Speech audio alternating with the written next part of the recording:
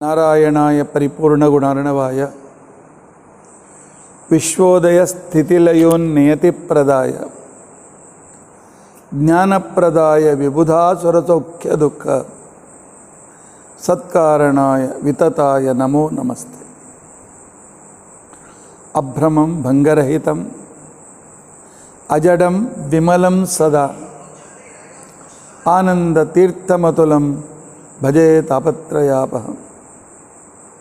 भवति यदनुभावात् एडमूकोऽपि वाग्मी जडमतिरपि जन्तुर्जायते प्राज्ञमौलिः। सकलवचनचेतो देवता भारती सा मम वचसि निधत्तां सन्निधिं मानते च। अस्मद्गुरुसमारम्भां टीकाकृत्पादमध्यगां श्रीमदाचार्यपर्यन्तां वन्दे गुरुपरम्परां। विद्यायां विबुधाचार्यं वेदज्ञानाब्धिचन्दिरं दुर्मतध्वान्तमार्ताण्डं सत्यध्यानमुनिं भजे। 50 सततं रामपूजकः श्रीसत्यप्रमोदगुरुराट् भासतां नो हृदम्बरे। बन्धुस्त्वं गुरुरिष्टदैवतमिति त्वत्पादपङ्केरुहं प्राप्तं मां परिपालयेति सततं याचे निबद्धाञ्जलिः। चित्तं मद्गुणदोषचिन्तनविदो नूनं मनाङ्मा कृताः श्रीसत्यात्मगुरो त्वदङ्घ्रियुगलं हित्वा न मे सद्गतिः।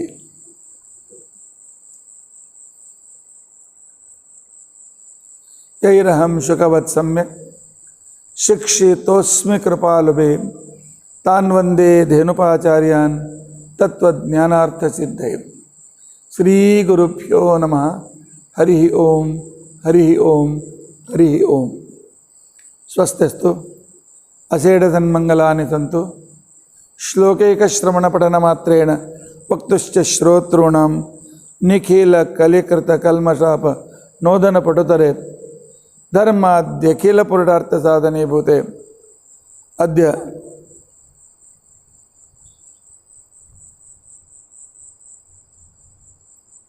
प्रणव ओंकार विवरणारंभे सति किंचित् पूर्वकथानुवादः। हरिः ओम। सदाचार स्मृत्यंगत्वेन विवरणारंभे सति किंचित् पूर्वकथानुवादः। हरिः ओम हरिः ओम हरिः ओम।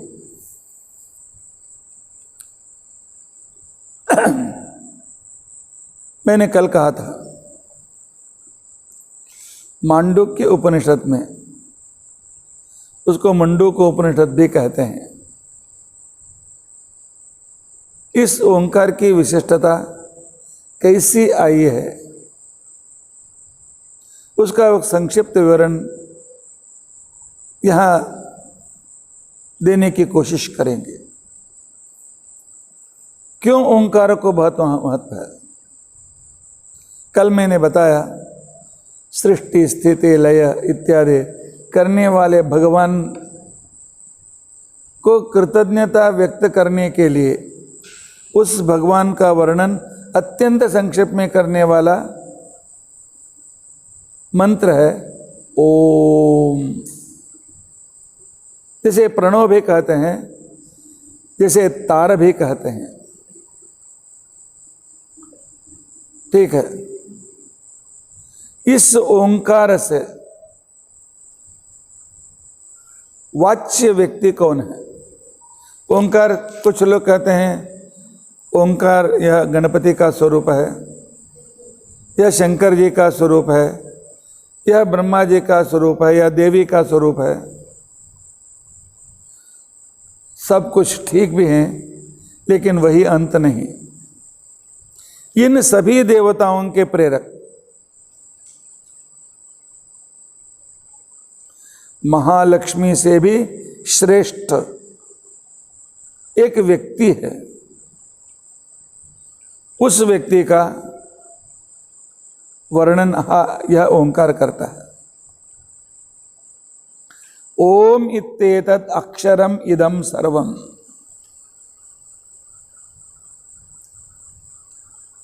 ओम इत्येतत् अक्षरम, ओम इस मंत्र से जो अक्षर व्यक्ति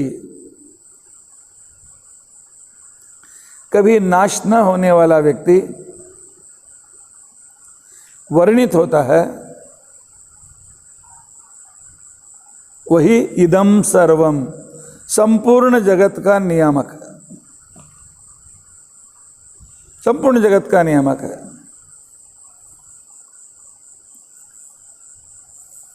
तस्य उपव्याख्यानम, उसके समीप अर्थात उसकी एक विशिष्टता का वर्णन है।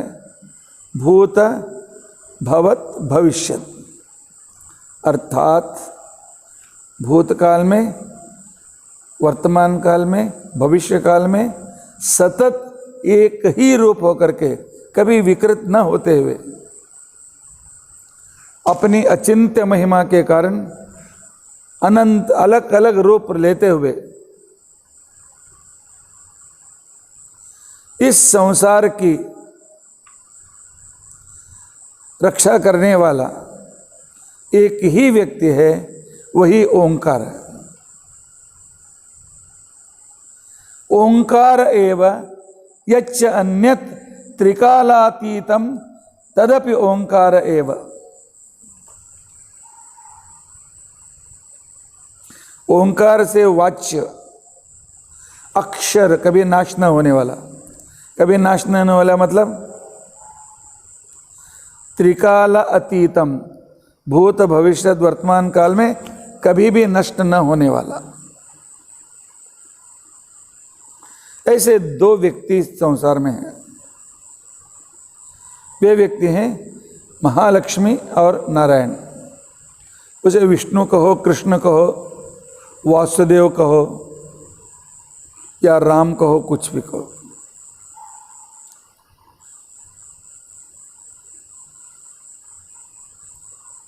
अपने ध्यान से एक मेढक के रूप में वरुण उस भगवान का ध्यान करते हुए उस भगवान को ओमकार से उस नारायण भगवान की वह स्तुति करता है। ठीक है। यच्च अन्यत त्रिकालातीतम, उपनिषद कहता है त्रिकालातीत व्यक्ति दो हैं। वे दो कौन है? संसार में दो तरह के पुरुष हैं। द्वाविमो पुरुषो लोके, क्षरश्च अक्षर एवच। जो विनाशी, एक अविनाशी। विनाशी एक तृण जीव से लेकर के, घास जीव के जीव से लेकर के चतुर्मुख ब्रह्मा तक, प्रलय में भी ब्रह्मा जी, शंकर जी, सभी देवता अपने दूसरे रूप में लय पा लेते हैं।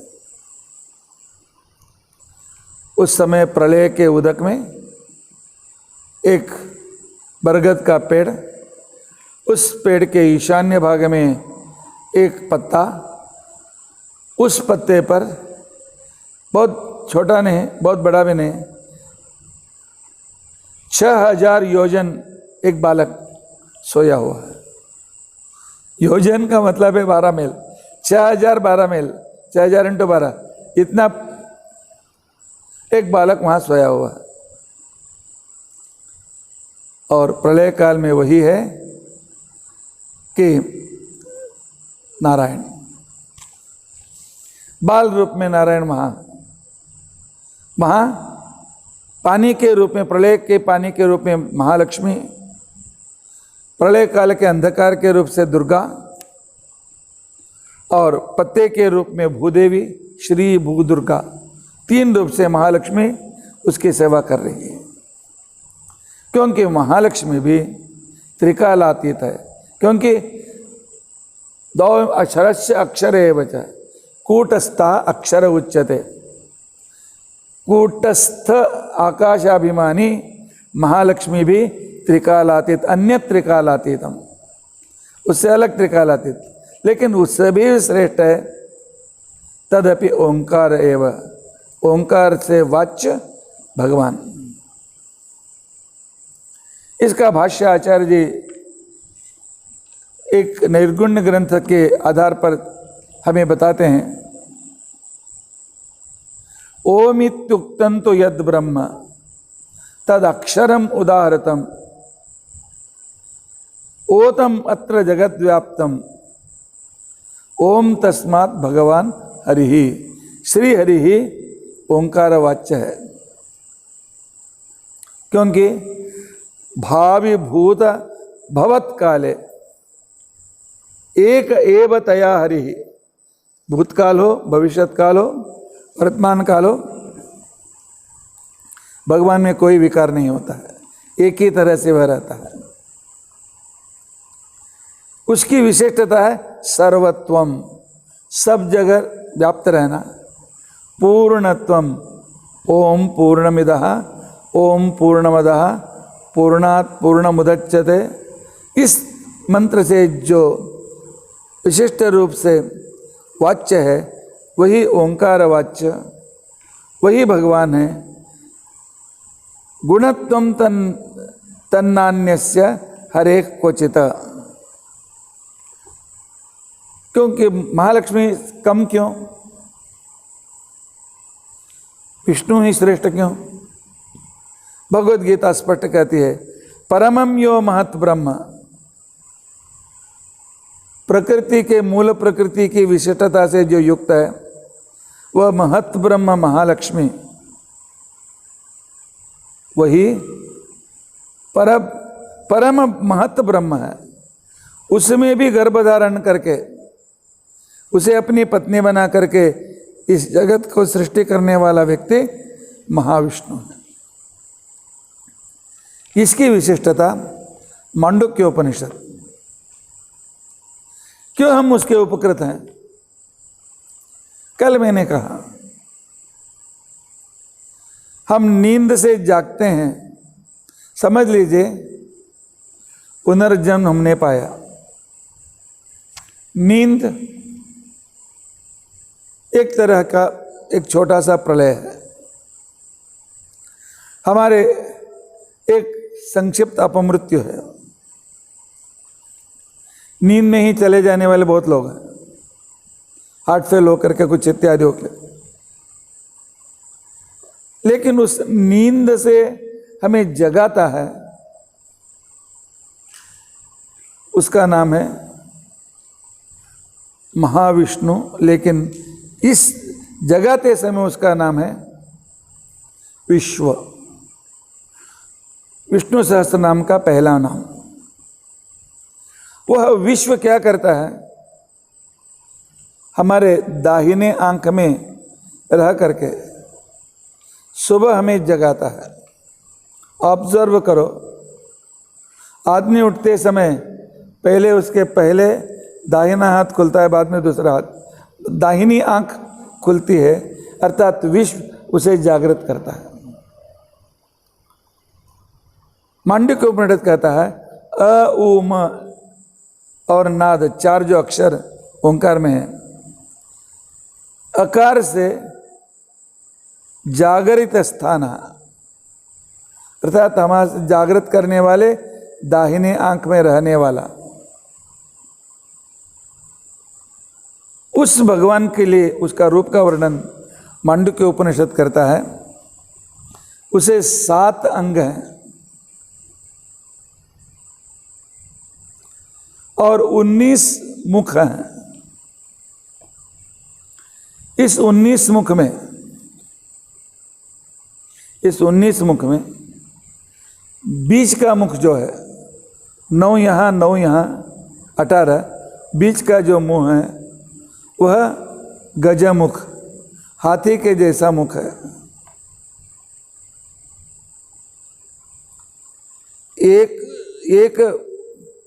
एकोनविंशति मुखा, 19 मुख वाला, वह क्या करता है? जागृत करके जो आँखों से हम पूरा सुख प्राप्त करते हैं, उस सुख को देने का काम यह विश्व करता है। यदि आँख ही नहीं है, वह जन्मांध व्यक्ति कितने सुखों से वह वंचित होता है। न अपना मुंह देख सकता है, न अपने माता पिताओं का, न अपने पत्नियों का, न पुत्रों का, न इस सुंदर संसार का, न टीवी, न मोबाइल। इस पूरे संसार का सौंदर्य उस जन्मांध व्यक्ति को नहीं मिलता है, क्योंकि उस पर विश्व नामक भगवान की कृपा नहीं है। हमें भगवान देखने की शक्ति दी है उसने, उसके हम कितने कृतज्ञ होते हैं, क्योंकि आँख से ही हम सब काम चलाते हैं। हाँ, कुछ जन्मांध व्यक्ति, सूरदास के जैसे व्यक्ति भी बहुत कुछ आँख वालों से भी ज़्यादा काम करते हैं, लेकिन यह अपवाद। वह भगवान हमें, मैंने एक फूल को देखा, उगते हुए फूल को, मुझे सुख प्राप्त करता है। भगवान क्या करता है? आंखों में रहने वाला भगवान उसे देखता है, देख करके उसका अनुभव लेता है, उसका आनंद लेकर के वह आनंद हमें ट्रांसफर करता है। अरे फूल को देखकर तो फूल से आनंद मिला, उस भगवान से कैसे आनंद मिलता है? कोई वस्तु दिखाई देने के लिए उस पर प्रकाश होना जरूरी है, और हमारे आँखों से भी एक टॉर्च उस पर पड़ना जरूरी है। 5वीं 6ठी विद्यार्थी भी साइंस में पढ़ते हैं।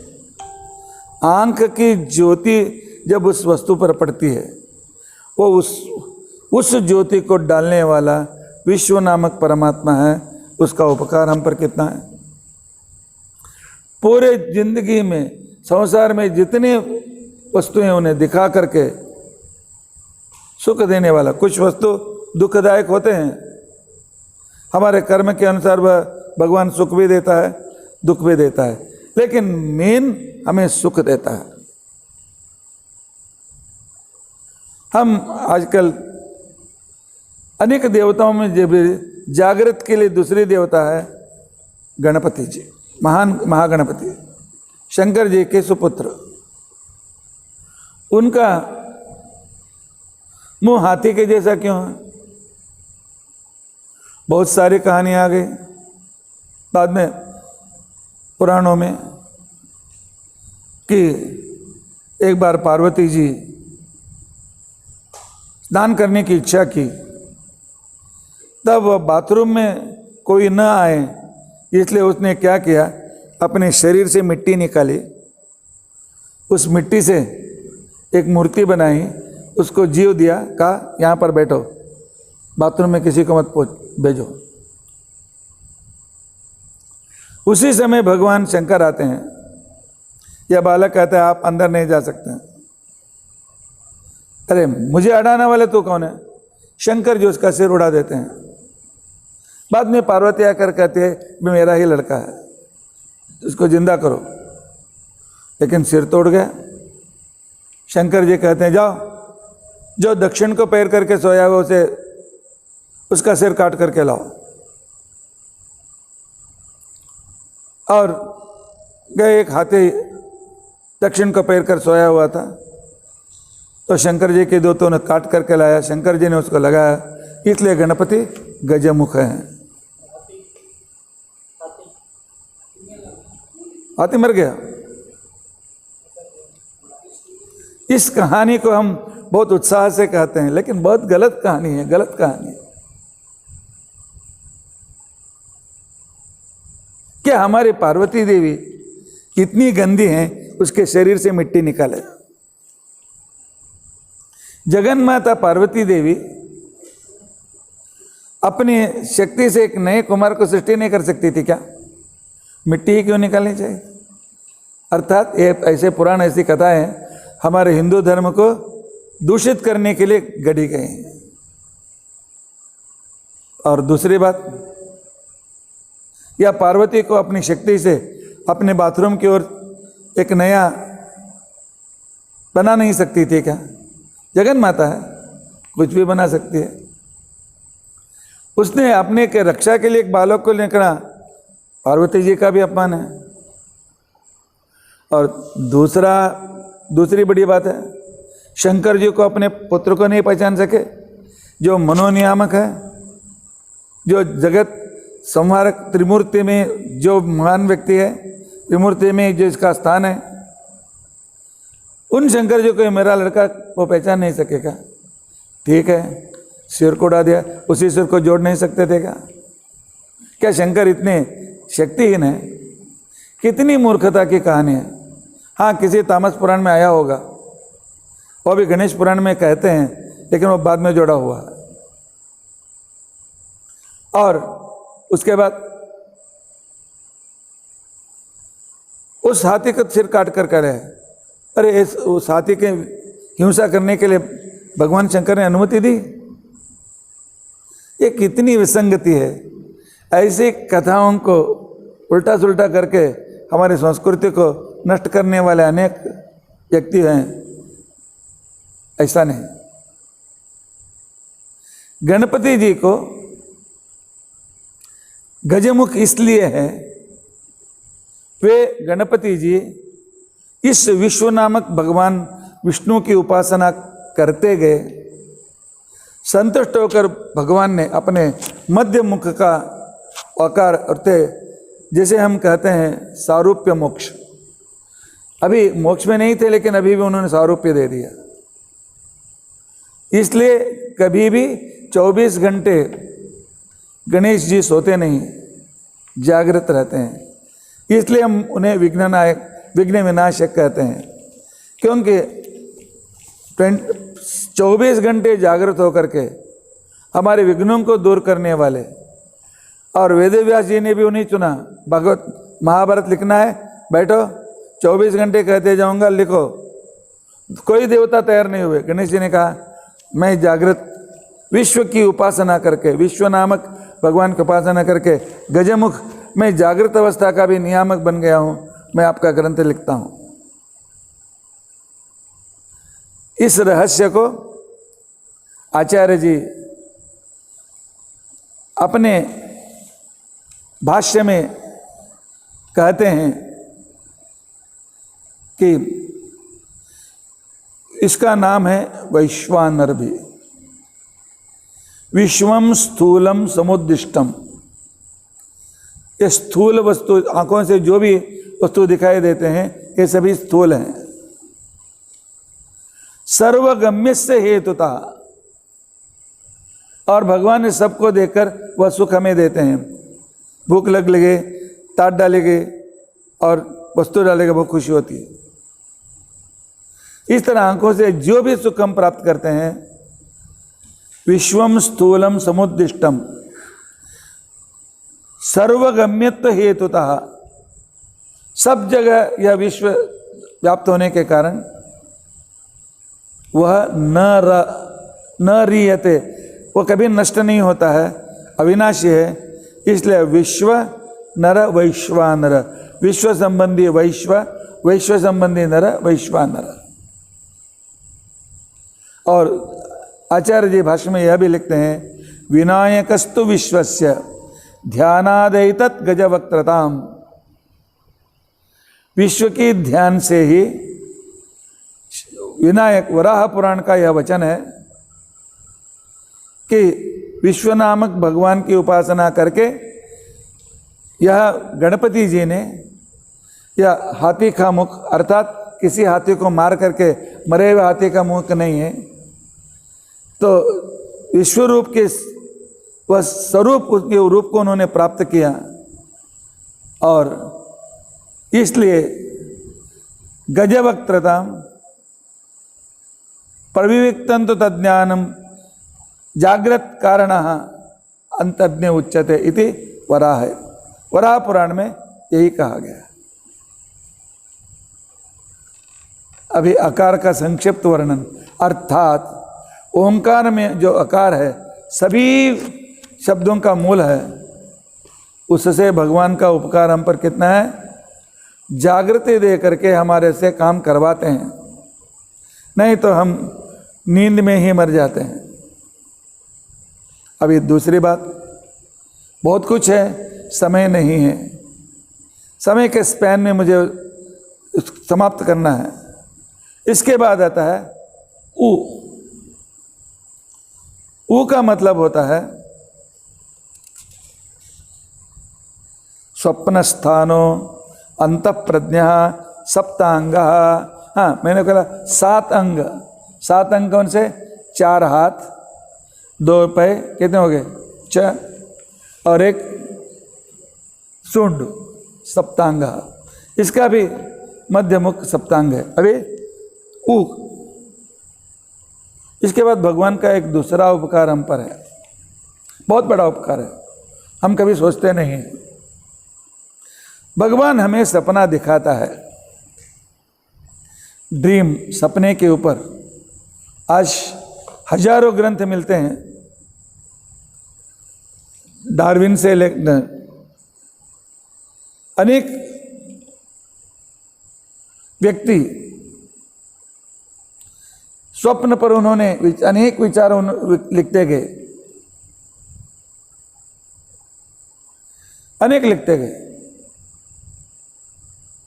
हजारों किताब निकले, कुछ भी अनेक तरह के भी संदर्भ हो। सब कुछ मुझे कहने के लिए इधर समय नहीं है।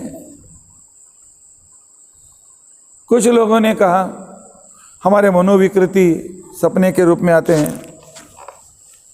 कुछ लोगों ने कहा काम वासना से यही सपने पड़ते हैं। युंग आदियों ने कहा सपने अपने आप पड़ते हैं। नहीं, सपने पड़ते हैं, लेकिन देखने के लिए हमारे आंख वहाँ पर हैं क्या? आंख बंद है तो सपने कैसे दिखाई देते हैं? क्योंकि उस समय हमारे सभी ज्ञानेंद्रिय सोए हुए हैं, सभी ज्ञानेंद्रिय सोए हैं उस समय। तो इसके लिए तो उस समय सपना दिखाने का काम भगवान करते हैं। तो मांडुक्य उपनिषद कहता है स्वप्न स्थान। भगवान स्वप्न का स्थान कौन सा है? यहाँ का जो नस है, स्वप्न का स्थान, गले के नीचे का नस, राइट साइड में।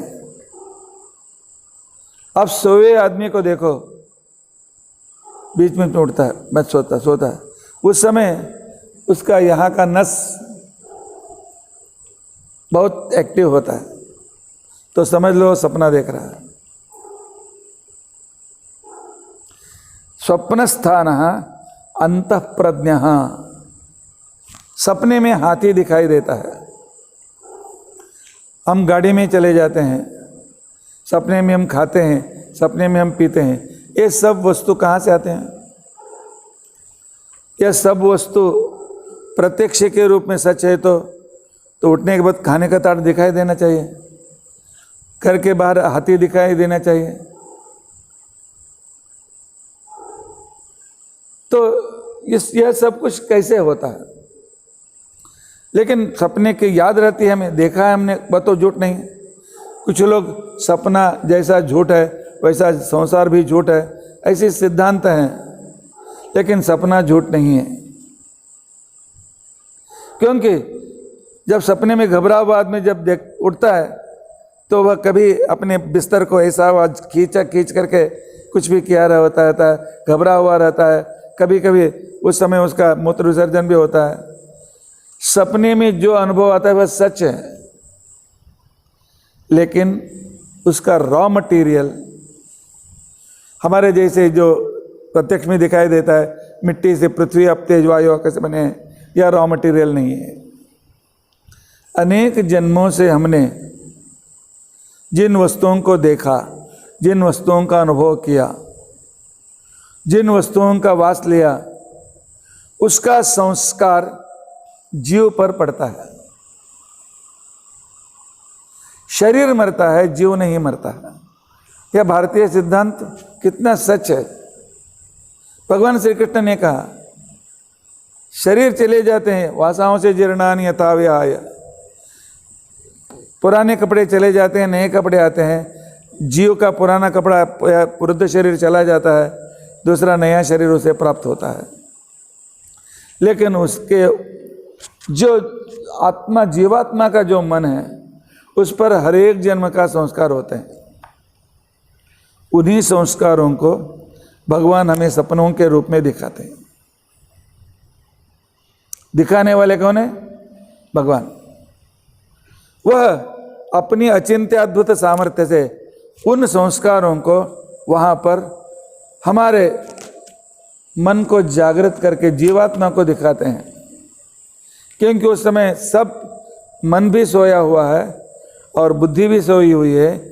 सपने नींद में विवेक शक्ति भी नहीं रहती है, मन भी नहीं रहता है, अनुभव नहीं रहते, सेंसरी ऑर्गन्स काम नहीं करते हैं, मोटर ऑर्गन्स का काम नहीं करते। तो उस सपने को दिखाने वाला व्यक्ति भगवान है। सपना दिखाते, हाँ, आदमी अपनी जिंदगी में मैं एक बड़ा घर लूं, ऐसा सपना देखता है, मुझे लॉटरी लग जाए, या मुझे मेरे अनेक संतान हो, हाथ भर पैसे चाहिए। लेकिन उसके भाग्य में वह नहीं रहता। लेकिन भगवान को मानता है, इसलिए भगवान सपने में उसे अमीर बना देता है। सपने में उसे विमान पर बिठा करके वह सुख देता है। उसके साथ बुरे सपने भी पड़ते हैं। तो हमने ऐसे कुछ पाप किए हैं, लेकिन पाप के लिए जन्म लेने की जरूरत नहीं, बहुत छोटे से पाप हैं। उन पापों के प्रायश्चित के लिए शिक्षा के रूप में भगवान हमें बुरे सपने भी दिखाते हैं। लेकिन कुछ सपने जो होते हैं, पूरे सपने नहीं, आधा उस समय हम जागृत रहते हैं, वह होते हैं हमें जब खाया हुआ अन्न हजम नहीं होता है, और उस समय जो अजीर्ण होता है, उस समय अजीर्णावस्था में आधा जागृति आधा स्वप्न, उस तरह इस 2-4 दिनों में कुछ वर्षों में अनुभव किए हुए ही सपने हमें पड़ते हैं। वह सर्वसामान्यतया भागने के सपने होते हैं। कोई पकड़ने के लिए आया है, लेकिन हम भाग रहे हैं, हम आगे नहीं जा सकते हैं, या हम किसी अपने घर को ही ढूंढ रहे हैं, वहीं पर यहाँ पर घूम रहे हैं, इत्यादि सपने। ये सभी आहार की विकृति से आते हैं। फिर भी उसे दिखाने वाला एक व्यक्ति है भगवान। उस भगवान उकार से व्याप्त है, उसका नाम है तेजस। क्योंकि अनुभव संस्कार तेजस के रूप में होते हैं, और इसलिए शास्त्रों में कहा गया है, मांडुक्य उपनिषद कहता है, स्वप्न स्थान अंतःप्रज्ञा सप्तांग, उसे भी 7 अंग हैं, 4 हाथ 2 पैर 1 सूंड, और 19 मुख, उसे भी 19 मुख हैं। लेकिन प्रविविक्त भुक, प्रविविक्त अर्थात जो स्थूल नहीं है, कुछ संबंध ऐसा नहीं होता है। 1 मिनट में हम बम्बई में रहते हैं, लेकिन दूसरे मिनट में हम दिल्ली में खाना खाने के लिए बैठे हुए रहते हैं सपने में। अर्थात प्रविविक्त, विशिष्ट, अलग अलग संस्कारों को विशिष्ट एक में संदर्भ में वह दिखाते हैं। जागृत दर्शन संस्कार रूप अपनात स्वप्नगम्यत। 12वीं शताब्दी में ही उत्तरार्ध में आचार्य जी ने बताया कि सपने अनेक जन्मों के संस्कार हैं। लेकिन कुछ मनोवैज्ञानिक कहते हैं कि यह हमेशा आदमी में एक तरह की सेक्स की भावना ज़्यादा रहती है, उसी भावना से सपने पड़ते हैं। फ्रायड नाम का प्रसिद्ध एक स्वप्न के बारे में लिखने वाला व्यक्ति, और उसका शिष्य यूंग, उसके बाद में दूसरे भी जो विदेशी हैं, हजारों किताब मिलते हैं, लेकिन किसी ने भी यह नहीं कहा हमने जागृत स्थान में एक जन्म में अनेक जन्मों में जो अनुभव लेते हैं वही अनुभव सपने के रूप में भगवान दिखाई देता है। नहीं, इसी जन्म के संस्कार आते हैं, नहीं, हम सपने में मरे हुए हैं, हम मरे हुए हैं, चारों ओर हमारे बंधु हमसे ले रो रहे हैं, हम सपने में देखते हैं। क्या इस जन्म में मरने का संस्कार मिला हुआ है? नहीं। इसलिए आचार्य जी कहते हैं अनेक जन्मों के संस्कार, जागृत दर्शन संस्कार रूपत्वात् स्वप्नगम यत प्रविविक्तं तो तज्ज्ञानम। जागृत विलक्षण, प्रविविक्त का मतलब है जागृत से अलग, संस्कार रूप, लेकिन उसके रॉ मटेरियल बाद में हमें दिखाई नहीं देते हैं, इसके लिए उसे अंतर्ज्ञ कहते हैं। यह भी आचार्य जी ने वराह पुराण से उदाहरण लेकर के हमने बताया। अर्थात सपना दिखाने का उपकार भगवान हमें करते हैं। कितने उपकार भगवान कर रहे हैं देखो, प्रत्यक्ष में तो असंख्य उपकार, सपने में भी, और बाद में यह प्रणव का 4 पैर, प्रथम पाद, पैर मतलब विभाग, प्रथम पाद अकार जागृत विश्व, दूसरा पाद उकार तेजस स्वप्न स्थान, म का है उसका नाम है प्राज्ञ।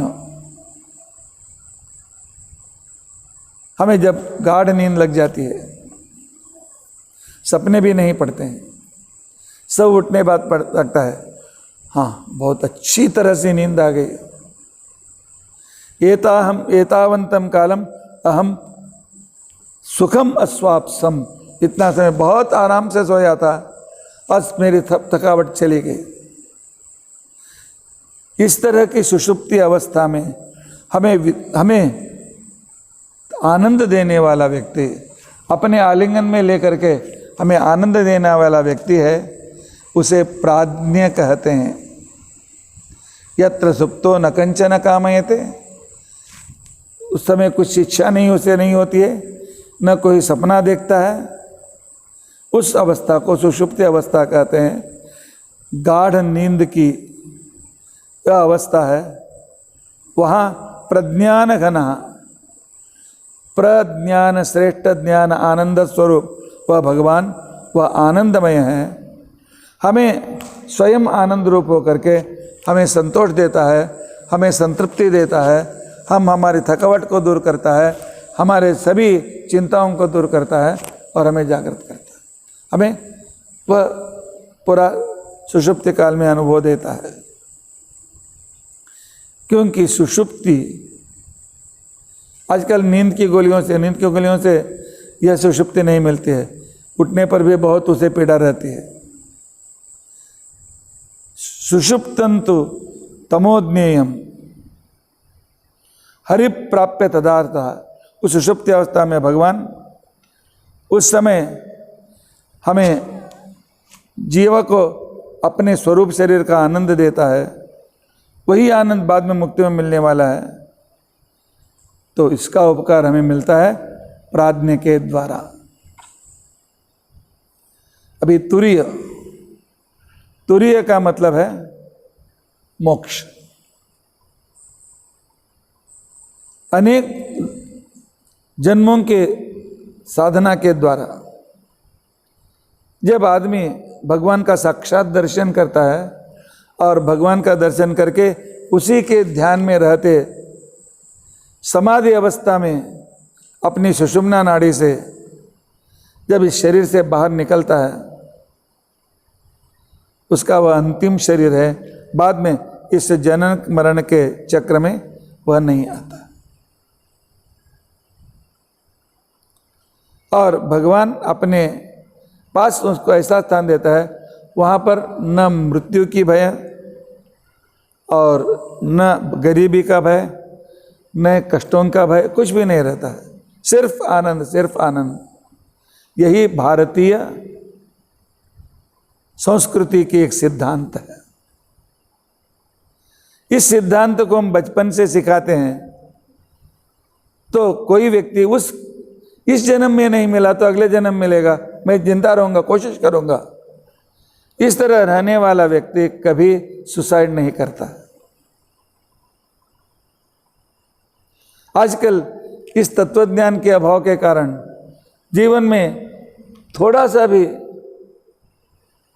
व्यक्ति को अपने मन के विरुद्ध हो गया तो सुसाइड करते हैं, क्योंकि उन पर भगवान पर विश्वास नहीं है। आज भगवान ने मुझे हराया, कल मुझे जीत भी देगा, आज कठिनाई आई हैं, कल यह भी चले जाएंगे। तो इसके बारे में हम कल संकल्प के संदर्भ में इस विषय के बारे में हम विचार करेंगे, सोचेंगे कि संकल्प के कारण व्यक्ति अपनी जिंदगी को कैसे बना सकता है, तो देखने की कोशिश करेंगे। और उस समय उस मुक्ति में भी हमें आनंद देने वाला व्यक्ति है तुर्य नाम का अकार उकार मकार नाद। यही फिर 4 शांत न नाद बिंदु घोष शांत अतिशांत, अर्थात ओंकार नामक परमात्मा जागृत अवस्था में, सपने की अवस्था में और गाढ़ नींद की अवस्था में, इतना ही नहीं मुक्ति की अवस्था में भी हमारे साथ रह करके हमें हर तरह का सुख देने वाला है। उस व्यक्ति को ही मांडुक्य उपनिषद कहता है ओम। यह व्यक्ति एष सर्वेश्वरः एषः सर्वज्ञः, ये सर्वेश सबसे श्रेष्ठ है, सर्वज्ञ है, अंतर्यामी है, एषः योनि, संपूर्ण संसार के मुख्य कारण यही है। इसलिए प्रज्ञान घन आनंद व प्रकाशित है। इस प्रकाशिका नाम के ग्रंथ में इसका अर्थ मिलता है, इसका आचार्य जी ने हमें बताया है। यह मांडुक्य उपनिषद के मुख्य भाग, अनेक विषय उसमें आए हैं। एक संक्षिप्त रूप आपके सामने है, ओंकार की उपासना। ओम कहते समय अकार उकार मकार, अकार अविनाशी अक्षर सर्वोत्तम विश्व, उकार लक्ष्मी से भी अत्युत्तम पुरुषोत्तम तेजस स्वप्न दर्शयिता, और मकार सर्वशास्त्र गम्य सुषुप्ति काल में स्वरूपानंद का सुख को, आभास सुख का अनुभव देने वाला, किंचित अनुभव देने वाला वह प्राज्ञ, मोक्ष में भी हमें जनन मरण चक्र से उठा करके सिर्फ सुख, वहाँ पर कुछ भी दुख नहीं है। यही भारतीय सिद्धांतों का, भारतीय संस्कृति का लक्ष्य है। 1000 जन्म हम लेने के लिए हम तैयार हैं, लेकिन उस मोक्ष को हम प्राप्त करेंगे, इस जनन मरण के चक्र से परे हो जाएंगे। साधना नहीं की, जातस्य ध्रुवम मृत्यु ध्रुवम जन्म मृतस्य च। साधना की, एक नहीं 1000 जन्म के बाद भी भगवान की कृपा से वो साधना कराता है और मोक्ष को दे देता है। यही ओम का संक्षिप्त विवरण है। इतना चिंतन कीजिए, जब समय मिलेगा 1 महीने तक सिर्फ ओंकार के बारे में हम समझने की कोशिश करेंगे। उसकी विशिष्टता, उसके लिए अलग आपकी तैयारी होना जरूरी है। अभी संध्या वंदन में कितने भाग हो गए? आचमन हुआ, उसके बाद प्राणायाम हुआ। प्राणायाम के अंदर ही यह ओंकार आ गया। प्राणायाम के बाद में है संकल्प। उस संकल्प हमें क्या सिखाता है देखने की कोशिश करेंगे। यम हो गए, नियम हो गए, अभी बाद में आएंगे आसन और विशिष्ट प्राणायाम। प्राणायाम भी आ गया अभी, उसके आसन के साथ भी उसका भी हम विशिष्टता देखने की कोशिश करेंगे। और कल का विषय पूरा साइकोलॉजी है। आज का भी साइकोलॉजी का ही विषय था, ड्रीम। साइकोलॉजी में मेन सब्जेक्ट है ड्रीम। उसके बारे में आप समझ लीजिए, भगवान ही सपना दिखाता है भगवान ही सपने में सुख देता है, भगवान ही हमारे छोटे मोटे पापों का शिक्षा दे करके हमें मुक्त कर देता है। इसलिए भगवान सपने में, गाढ़ नींद में, जागृत अवस्था में, मोक्षावस्था में सहन करने वाला उस भगवान को साष्टांग नमस्कार। श्री कृष्णार्पणमस्तु।